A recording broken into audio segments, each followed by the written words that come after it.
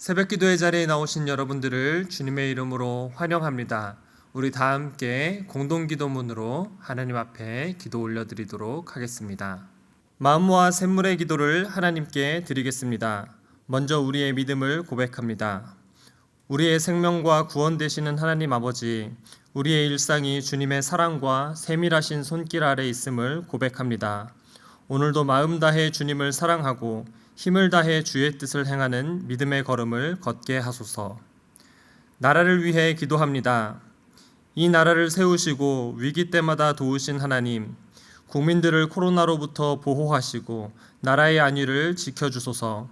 경제 상황이 안정되게 하시고 일터를 지켜주시며 평화로운 일상이 회복되게 하소서. 성경의 가치에 부합한 법률과 제도와 문화가 이 땅에 세워지게 하시고 북녘 땅에 신음하는 주의 백성들을 보살펴 주소서. 교회와 예배를 위해 기도합니다. 샘물교회가 교회다운 교회, 기도하는 교회가 되게 하소서. 진정한 예배자가 되게 하시고 하나님의 임재를 경험하며 치유와 회복, 헌신의 결단이 있는 예배가 되게 하소서. 모이는 예배에 힘을 내게 하시고 참석할 수 있는 여건을 허락하소서. 담임 목사님과 교역자들에게 성령의 능력과 지혜를 더해 주소서. 다음 세대를 위해 기도합니다. 샘물의 자녀들이 하나님을 경외하는 믿음의 세대가 되게 하소서. 주일의 모임 가운데 건강과 안전을 지켜주소서. 주일학교와 청년들의 여러 행사가 지혜롭게 준비되어 유익한 신앙훈련이 되게 하소서. 청년들의 진로를 열어주시고 교회와 나라의 기둥 같은 일꾼들로 준비되게 하소서. 목장을 위해 기도합니다. 참 목자 되시는 주님, 샘물의 목장에 따뜻함과 기쁨이 넘치게 하시고 서로 무난하고 섬기는 영적 가족이 되게 하소서. 목자들의 영육을 강건하게 하시고 모든 필요를 채워주시며 힘들고 지칠 때 주님의 위로가 함께 하소서. 사람을 남기는 목자와 목장이 되게 하시고 기도의 응답이 풍성하게 하소서. 선교와 선교사님을 위해 기도합니다. 선교의 주인이신 하나님, 코로나의 역경 속에도 복음의 확장이 지속되는 신비로운 역사를 허락하소서. 선교사님과 가족들을 지켜주시고 귀국한 선교사님들에게 안식과 회복을 주소서. 목장과 후원 선교사님의 긴밀한 나눔과 후원이 지속되게 하소서. 샘물 성도들을 위해 기도합니다. 샘물의 모든 가족들을 폭염에서 지켜주소서. 성도들의 필요를 따라 건강과 물질과 회복의 은혜를 주소서. 샘물 교회를 찾은 새 가족들이 따뜻한 환대 속에 신앙의 뿌리를 잘 내리게 하소서. 해외에 있는 가족들, 군에 있는 자녀들도 지키고 보호해 주소서. 은혜로우신 예수님의 이름으로 기도합니다. 아멘. 오늘 하나님께서 저와 여러분들에게 주시는 말씀은 예레미야 20장 7절부터 18절까지의 말씀입니다. 예레미야 20장 7절부터 18절까지의 말씀을 저와 여러분들이 한 절씩 교독하겠습니다. 여호와여, 주께서 나를 권유하심으로 내가 그 권유를 받았사오며 주께서 나보다 강하사 이기셨으므로 내가 조롱거리가 되니 사람마다 종일토록 나를 조롱하나이다. 내가 말할 때마다 외치며 파멸과 멸망을 선포함으로 여호와의 말씀으로 말미암아 내가 종일토록 치욕과 모욕거리가 됨이니이다. 내가 다시는 여호와를 선포하지 아니하며 그의 이름으로 말하지 아니하리라 하면 나의 마음이 불붙는 것 같아서 골수에 사무치니 답답하여 견딜 수 없나이다. 나는 무리의 비방과 사방이 두려워함을 들었나이다. 그들이 이르기를 고소하라, 우리도 고소하리라 하오며 내 친한 벗도 다 내가 실족하기를 기다리며 그가 혹시 유혹을 받게 되면 우리가 그를 이기어 우리 원수를 갚자 하나이다.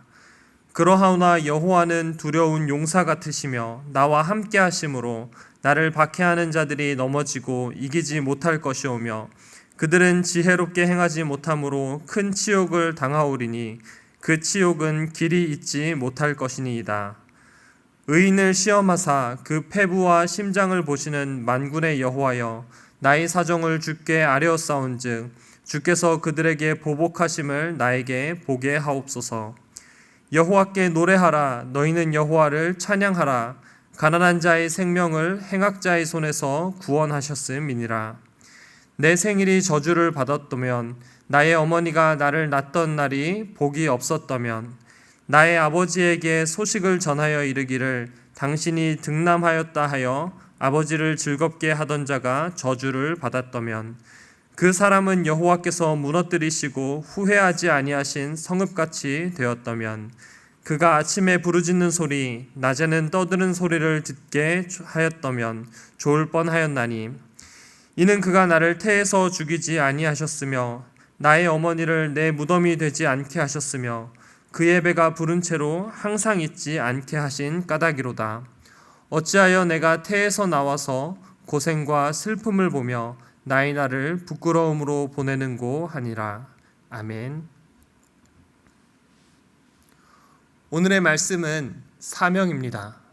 사명을 이어가는 방법이라는 제목으로 여러분들과 말씀을 나누려고 합니다. 보통 사명 또는 사명자라고 하면 뭔가 웅장하고 그 안에 포부가 있고 물러서지 않는 이런 느낌을 받습니다. 그런데 한편으로 사명자의 길은 굉장히 힘들고 외로운 길입니다. 그래서 좌절감이 들기도 하고 도망가고 싶기도 한 그런 길이 바로 사명자의 길입니다. 그렇지만 또 사명자의 길은 우리 모두가 감당해야 하는 너무나도 귀한 길이라고 믿습니다. 우리 모두가 하나님께 부름받은 사명자입니다. 성도는 하나님의 나라와 영광을 위해 부름받은 사명자들입니다. 우리 각자가 하나님 앞에서 사명자로 살아가고 있는데, 주님 다시 오실 그날까지 어떻게 하면 하나님께서 우리에게 주신 사명을 이어갈 수 있는지 오늘 말씀을 통해 함께 묵상하도록 하겠습니다. 사명을 이어가는 방법은 무엇인가? 사명을 이어가는 방법 첫 번째는 하나님을 신뢰하라입니다. 가장 기본적인 방법입니다. 사명을 주신 분을 기억하는 것입니다. 아무리 힘들고 어려운 길이라도 이 길을 나에게 허락하신 그 하나님을 기억한다면, 또 그 하나님을 신뢰한다면 감당할 수 있습니다. 그런데 말처럼 쉽지는 않습니다. 내 앞을 가리는 장애물을 만나면 아무리 거창한 사명을 만나더라도 움츠러드는 것이 우리의 모습입니다. 10절 말씀 보겠습니다. 나는 무리의 비방과 사방이 두려워함을 들었나이다. 그들이 이르기를 고소하라, 우리도 고소하리라 하오며 내 친한 벗도 다 내가 실족하기를 기다리며 그가 혹시 유혹을 받게 되면 우리가 그를 이기어 우리 원수를 갚자 하나이다. 사명을 이어가기 어려운 이유는 바로 두려움 때문입니다. 나는 무리의 비방과 사방이 두려워함을 들었나이다. 지금 예레미야 선지자가 놓여있는 상황은 사방이 적으로 둘러싸인 그러한 상황입니다. 무리의 위협과 비방을 무릅쓰고 사명자의 길을 걸어가기는 쉽지 않습니다. 함께 동역하는 동역자인 줄 알았는데 그가 내가 실족하기를 기다리는 자라는 사실을 알게 되었을 때에 내가 이 길을 가는 것이 맞는가, 이러한 회의감이 들 수도 있습니다. 그러나 그럼에도 불구하고 예레미야는 신실하신 하나님을 신뢰했습니다. 11절입니다. 그러하오나 여호와는 두려운 용사 같으시며 나와 함께 하심으로 나를 박해하는 자들이 넘어지고 이기지 못할 것이오며 그들은 지혜롭게 행하지 못함으로 큰 치욕을 당하오리니 그 치욕은 길이 있지 못할 것이니이다. 예레미야의 고백입니다. 예레미야가 고백한 하나님은 두려운 용사입니다. 온 무리가 자기를 둘러싸고 왕따시키고 거짓 선지자라고 모함을 해도, 두려움과 공포에 처할 거라고 그러한 말을 하더라도 정말로 두려운 용사는 바로 여호와 하나님이시다, 이 고백을 예레미야가 하고 있는 것입니다. 사실은 예레미야가 두려운 용사들에게 둘러싸여 있었습니다. 그를 둘러싼 온 무리가 마치 두려운 용사처럼 예레미야를 위협하고 있었습니다. 그러나 그런 상황 속에서도 예레미야는 진정으로 두려운 용사는 나를 에워싼 저들이 아니라 여호와 하나님이시다, 이런 고백을 하는 것입니다. 그 하나님께서 어떤 분이라고 고백하고 있습니까? 오늘 본문 11절에 나와 함께 하심으로 이렇게 고백하고 있습니다. 두려운 용사와 같은 하나님께서 나와 함께 하시는 분이라고 고백하는 것입니다. 성도의 길이 그렇습니다. 외롭고 힘든 길을 갈 때가 있습니다. 그러나 그 길은 진정으로 고독한 길은 아닙니다. 왜냐하면 하나님께서 함께 하시기 때문입니다. 사방이 나를 에워싸도 두려운 용사와 같은 하나님께서 나와 함께 하십니다. 그 하나님을 신뢰하는 것, 그것이 사명을 이어가는 방법입니다. 사명을 이어가는 두 번째 방법, 바로 하나님께 아뢰라입니다. 하나님께서 주신 사명입니다. 하나님을 의지하는 것이 가장 지혜로운 방법입니다. 우리의 기도를 들으시는 하나님께 아뢰는 것이 바로 사명을 이어가는 방법입니다. 모든 믿음의 선진들이 그렇게 해왔고 또 예레미야도 오늘 하나님께 아뢰고 있습니다. 12절입니다. 의인을 시험하사 그 패부와 심장을 보시는 만군의 여호와여, 나의 사정을 주께 아뢰었사온즉 주께서 그들에게 보복하심을 나에게 보게 하옵소서. 하나님께서 나에게 주신 사명이 버겁다고 느껴질 때가 있습니다. 거창한 사명이 아니더라도 성도로서 믿음의 길을 걸어가는 것이 쉽지 않고 또 때로는 도망가고 싶을 때도 있습니다. 막연한 두려움에 휩싸일 때도 있습니다. 그러나 그때에 우리 하나님 앞에 솔직한 기도를 아뢰 줄 아는 저와 여러분들 되시기를 바랍니다. 예레미야의 기도입니다. 참 솔직한 고백이면서도 하나님에 대한 신뢰가 묻어납니다. 나의 사정을 주께 아뢰었사온즉 주께서 그들에게 보복하심을 나에게 보게 하옵소서. 단순하게 나를 괴롭히는 자들에게 복수를 해달라는 기도가 아니라 하나님 앞에서 범죄한 자들을 심판해 달라는 하나님의 공의가 실현되는 하나님의 복수입니다. 예레미야의 이 기도는 나의 일이 아니라 하나님의 일이라는 것입니다. 이 기도를 들은 하나님께서 가만히 계시지 않습니다. 13절입니다. 여호와께 노래하라. 너희는 여호와를 찬양하라. 가난한 자의 생명을 행악자의 손에서 구원하셨음이니라. 가난한 자의 생명을 행악자의 손에서 구원하신 구원의 하나님을 찬양하고 있습니다. 예레미야는 자신의 간구가 이루어질 것을 확신하면서 찬양하라고 외치고 있습니다. 사명을 이어가는 방법, 그것은 하나님께 아뢰는 것입니다. 나의 사명이 아닌 하나님께서 주신 사명입니다. 하나님께서도 나의 기도를 나의 일로 여기지 않으시고 하나님의 일로 여기실 것입니다. 그리고 나와 함께 하시는 하나님께서 가난한 자의 생명을 행악자의 손에서 구원하셨듯이 우리의 기도를 들어주실 것입니다. 사명을 이어가는 방법, 마지막 세 번째, 맡겨진 영혼을 생각하라입니다. 사명자의 가장 큰 고통은 열매가 없을 때입니다. 사역의 결실이 전혀 없을 때 사역에 대한 회의감이 듭니다. 예레미야 선지자도 그랬습니다.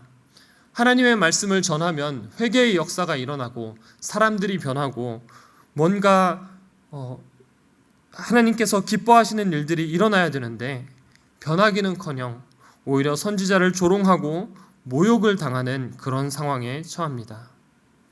하나님께서 나를 부르셨으면 어떠한 열매를 맺어야 하는데 아무런 일도 일어나지 않고 오히려 핍박만 당하는 그런 상황에 놓인 것입니다. 그래서 예레미야가 홧김에 던지는 말이 내가 다시는 여호와를 선포하지 아니하며 그의 이름으로 말하지 아니하리라. 그런데 여기서 끝이 아닙니다. 화가 머리끝까지 솟지만 그렇게 할 수 없는 이유가 있습니다. 바로 9절 하반절에 나의 마음이 불붙는 것 같아서 골수에 사무치니 답답하여 견딜 수 없나이다. 마음에 불이 붙는 것, 이 표현은 유다 백성들을 향한 하나님의 분노를 상징하는 표현으로 예레미야서에서 반복적으로 사용되었습니다. 예레미야의 마음에 불이 붙는다는 것 같다는 이 심정은 마치 자신의 마음 가운데 하나님의 심판의 불이 떨어지는 것 같은 그런 마음을 표현하는 것입니다. 예레미야 선지자가 여호와를 선포하지 않았을 때 그가 사명을 멈추었을 때 느끼는 감정은 하나님께 돌아오지 않는 이 백성들이 어떤 심판 가운데 처하는지 자기 마음 가운데에서 생생하게 느끼는 것입니다. 그 영혼을 향한 열정 때문에 예레미야는 자신의 사명을 이어갈 수밖에 없었습니다. 사실은 이것이 바로 사명자의 마음입니다. 심판의 메시지를 전하는 선지자의 마음이 얼마나 힘들었겠습니까? 사람들이 듣기에 불편한 소리를 전하고 온갖 시련을 당하고 모욕과 수치를 감당하다가 이제는 견딜 수 없어서 더 이상 하나님의 이름을 전하지 않겠다고 결심하는데 영혼을 향한 열정이 예레미야를 다시 한번 붙잡고 있는 것입니다. 사랑하는 샘물 성도 여러분, 우리의 마음 가운데 이 마음이 있기를 바랍니다. 맡겨진 영혼에 대한 열정, 이 영혼에 대한 열정이 우리를 사명으로 인도할 것입니다. 왜냐하면 그 마음이 바로 저와 여러분들을 향한 하나님 아버지의 마음이기 때문입니다. 예레미야를 힘들게 하는 주체는 바로 그가 품고 있는 영혼들이었습니다. 그러나 끝까지 그들을 향한 마음을 품고 가는 예레미야처럼 죽어 마땅한 우리를 위해 아들을 내어주신 하나님의 마음과 자신의 생명을 기꺼이 내어주신 예수님의 은혜를 기억하면서 오늘도 내가 품어야 할 한 영혼을 향한 사명을 감당하는 저와 여러분들 되시기를 바랍니다. 말씀을 정리합니다. 오늘 저와 여러분들에게 주시는 말씀, 사명을 이어가는 방법입니다. 사실은 나의 사명이 아니라 하나님의 사명입니다. 나에게 사명을 주신 하나님을 신뢰하고 때로는 힘들고 지치더라도 하나님께 솔직한 나의 마음을 아뢰며 나에게 맡겨진 영혼을 기억하면서 우리에게 주어진 사명을 잘 감당하는 샘물 성도님들 되시기를 주님의 이름으로 축원드립니다. 하나님께서 나를 통해 일하시는 것을 바라보고 살아계신 하나님과 동행하는 은혜의 삶이 될 줄로 믿습니다. 아멘.